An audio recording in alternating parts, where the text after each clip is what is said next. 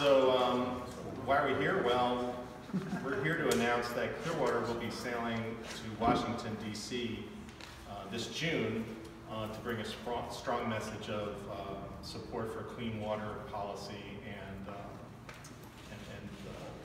just sound science for environmental policy making. And I'll explain why we're doing this. Why is this necessary? And to do that, I'll give you a little background of Clearwater.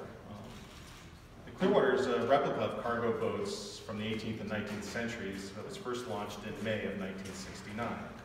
Pete Seeger and the other founders of the organization were dismayed at the dreadful state of the Hudson, and they wanted to use the boat to draw attention to the severe pollution impacting the river. It soon became clear to Pete and his friends that because the pollution problem was so great, the federal government would have to get involved. So in 1970, before the boat was even 1 year old, around the time of the very first Earth Day, Pete and the crew sailed to Washington to deliver the message that federal action was essential to protect rivers. Because of the grassroots support that came about, the Clean Water Act of 1972 came into being, and the result was comprehensive federal action that helped restore rivers nationwide. The benefits of that restoration are clear. Hudson River communities now see their waterfronts as assets, not embarrassments. Quality of life improved and cleaner rivers have become a point of pride. While an abundance of progress has been made, we know that water supplies are still being compromised and vulnerable communities are still bearing the largest burden of environmental pollution. Climate change threatens not just our water and infrastructure, but potentially our very ability to sustain ourselves.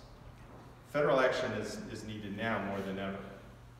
Today we are here because we are once more dismayed, this time by the proposals and rhetoric coming from the new administration, slashing budgets to the EPA and other key agencies that have the responsibility of protecting our natural resources and the public health.